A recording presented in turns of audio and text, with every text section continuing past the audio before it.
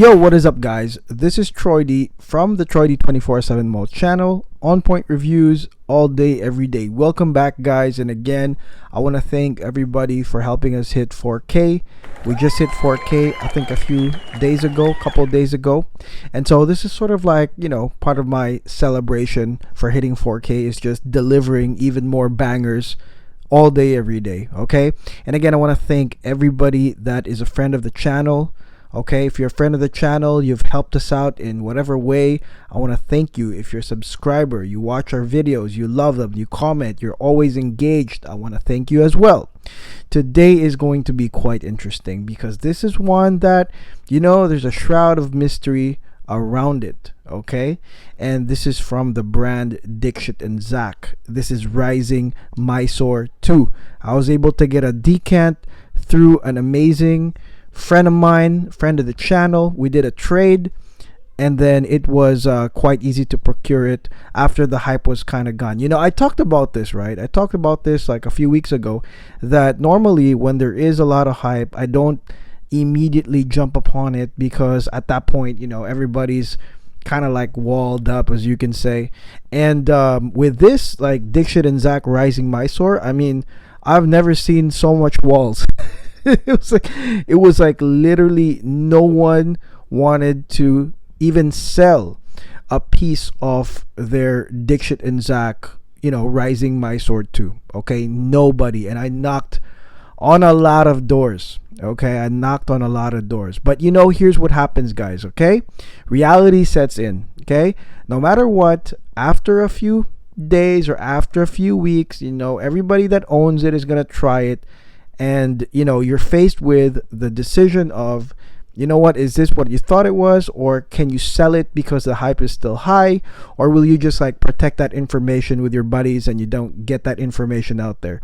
And that's kind of what's happening right now with Rising Mysore 2. It's a lot of photos of bottles being thrown around out there. In my opinion, not so much information about it, and a lot of the people that own it, in my opinion, don't really want to share no information. Okay, keeping the value inflated maybe, or rare, but I don't know, guys. In my opinion, here's the thing: if you really have a really good perfume, you should send out some samples of it, like at least like Arij Ladori. You know what I mean? If Arij Ladori's fragrances are hyperinflated after the samples, then you know what's up. You know what I'm saying? But I really don't believe in, hyperinflating something with no samples given, nothing like that, and then suddenly it's 3 bottles that I'm pretty sure a whole lot of people were pressured to buy, and that's basically what happened here. Okay, and in my opinion, I just had to wait. It's like if 5 people reject me, that's fine, because I just gotta knock more doors. That's all I gotta do, and wait. And so eventually a friend of mine got it, because of course some of these guys, they'll sell it. They're not gonna keep it for so long if it doesn't really, fit their fragrance collection, or they need money and the hype is still high, because like I said, not a lot of information. So my friend got it, and I said, yo, and here's the thing, guys: if you want to get rare fragrances, here's what you do. You buy your own rare fragrances so you guys can swap it. You know what I mean? And that's really what happened. I swapped one of my rare fragrances for his. Easy work. We got it. Rising Mysore 2. Man, that was a really long intro, I know, but I just want to let you know, I want to always give you guys perspective with what's going on. There is a perspective. Like, remember when I did Lunosa, I talked about, hey, figure it out. At first it's a Harrods thing, and then look into the scent. In this case, a lot of mysticism, a lot of walls, a lot of, like I said, a lot of flashing bottles, not a lot of information. Last thing I heard was, one guy saying, oh man, this is top of all time, blah blah blah. So I was like, all right, let's go figure it out. So excited to have this. I'm gonna try it right now.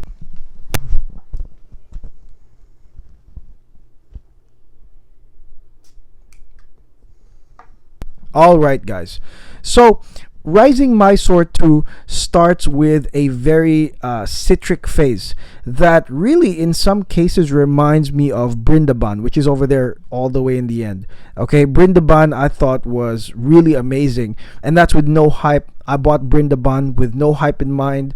I really didn't know them, and I know that Brindaban is like a place in India which is like, I think the home of Shiva.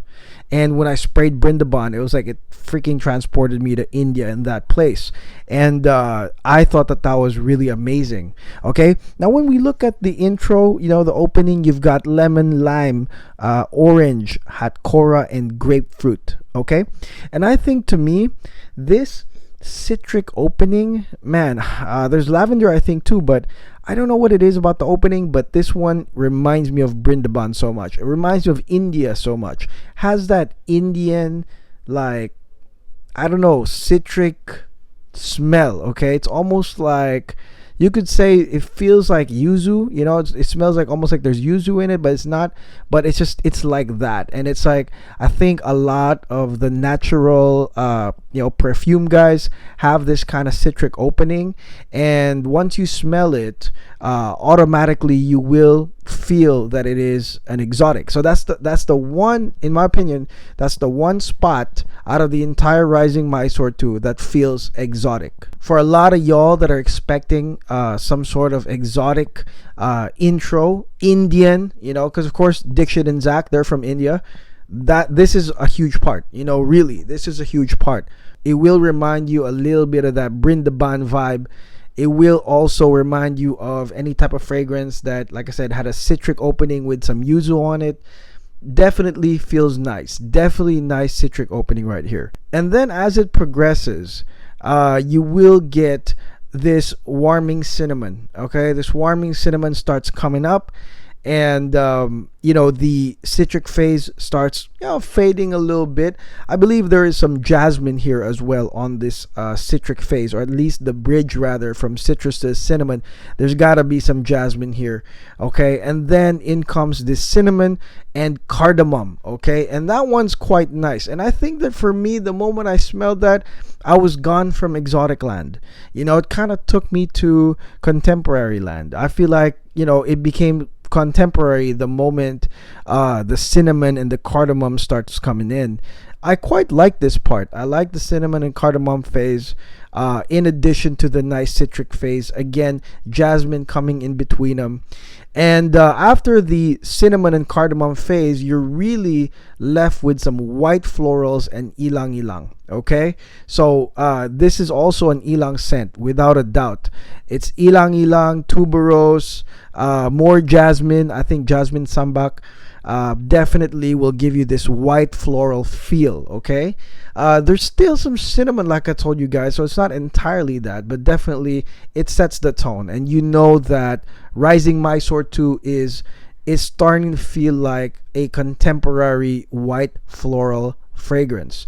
Now there are some facets too, of sort of like a licorice type facets or aspects of it, and that's from the star anise, that's from the bay leaf. It's got some clove, it's got some pepper, really giving you this like star anise type feel at the same time with the ilang ilang, the tuberose, etc.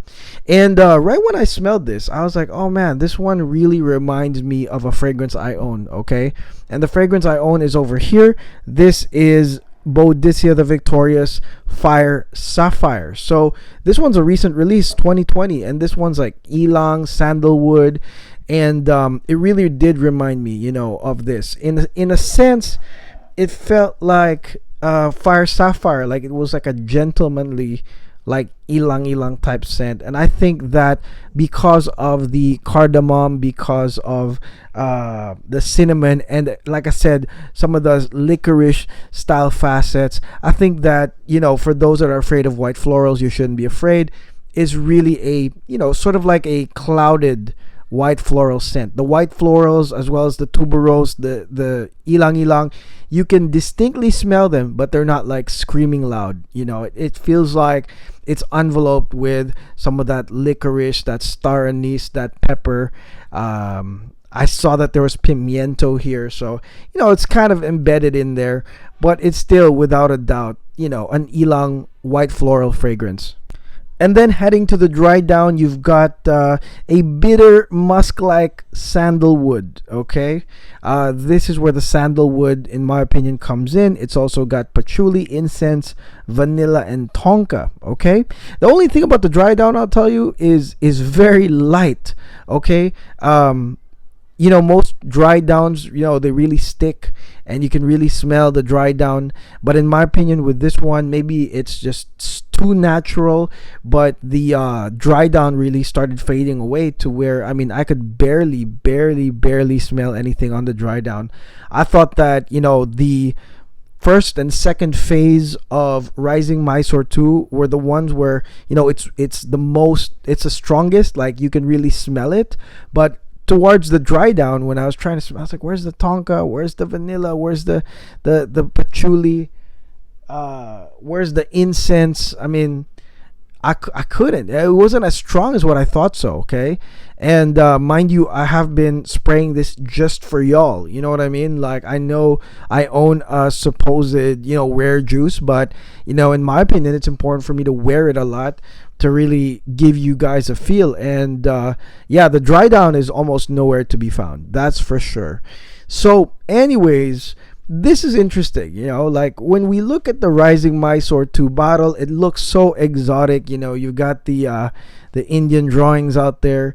There is a piece of it, like I told you guys, that's distinctly Indian. Like I said, it's that first part, that citrusy blast that is a little bit different from others. Maybe, like I said, if you have had yuzu type opening scents from naturals, it will smell kind of similar. Very distinct Indian. I like it. I like the intro. And then, like I said, cinnamon, cardamom, and then basically white florals with a little bit of that licorice around it, some peppers, maybe some herbs, but ultimately white floral, ylang, tuberose. That's what you get with Rising Mysore 2.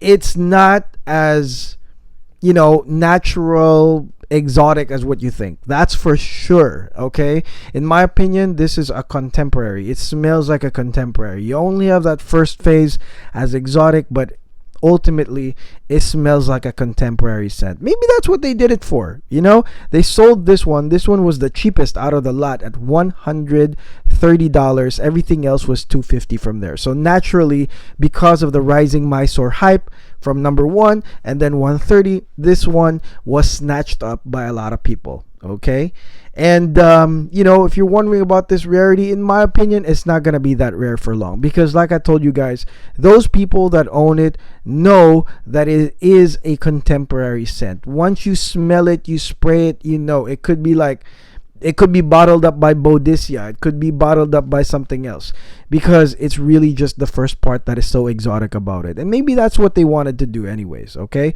But, what I really don't like is when they kind of arrange everything, when, you're going to make it arrange because, there's some mysticism behind it. I got to say, I mean, arrange, man, he's got some crazy combinations. You know what I'm saying? I'm about to release the review of Santal Galore. That one's pretty damn crazy. That one has a bunch of evolutions, But yeah, this one right here really smells like something that you can wear normally. You wouldn't be afraid of. I heard that number 1 was a challenging perfume, and that's bad news for a lot of guys that really just wear perfume socially. You know what I'm saying? And because now I've, put the cat out of the bag, that it's kind of like a contemporary scent. You guys know people are going to sell some of this. Decants, full bottles, etc. Because it's really not in line. This is one of those that is not in line with the natural, exotic, blah, blah, blah. Which, in my opinion, that's freaking great. That's great, because a lot of people will be able to share this. A lot of people will be able to try this without this, so-called cult just coming together and be like, oh, we're the only ones that have it. Well, what do you guys have really? It's a contemporary scent. All right. The way I like this, maybe for me, this is sort of like maybe a 6.5 out of 10. I like it kind of like in a 6.5 out of 10 manner. If I got this and if I got the whole bottle, I wouldn't regret it, because I would have I would have spent only $130. At the same time, there's a lot of people that are maybe willing to pay more for me to give it to them, or even decant to them. So this is one of those, like, if you bought it, I think it's just like a win-win anyways. If you didn't think that it was what you thought it was, well, you still are holding a bottle that has a bunch of hype on it, a bunch of hype tied up to it, and hopefully that hype continues for you, or else you gotta sell it. You know what I mean? But for me, yeah, it's about 6.5 out of 10. I don't think it has those Arij type exotic magical facets, or even like Brindaban was hella magical. That to me is hella magical, because it was really dead set on giving that Indian homeland vibe, and it was like, man, that was a teleportational perfume right there, Brindaban. And again, very nice for the summer weather. This one here, I think this is an all-weather, because it has different aspects that are bright and nice, but then kind of like curves with some cinnamon, curves with some cardamom. I think it's all-weather in my opinion, and I think it would be great also for spring, summer, or any country that is kind of hot. I think that will work for you guys. Okay, so that's it. That is my review on Rising Mysore 2. Okay, thoughts, comments, suggestions, anything, make sure you comment below. If you own this, let me know what you think. Is this the greatest thing on planet Earth? I want to know. Okay, and for those that have tried it, I would love your input as well. Okay, and again, if you're down with the channel, you're down with naturals and exotics reviewed in a no hype way, make sure you like and subscribe below. All right, and I might just give this away, maybe on the Frag Cartel. I'll just give this away. Okay, so stay tuned for the Frag Cartel info. It will be out very, very soon. And until then, this is Troy D. God bless. Take care.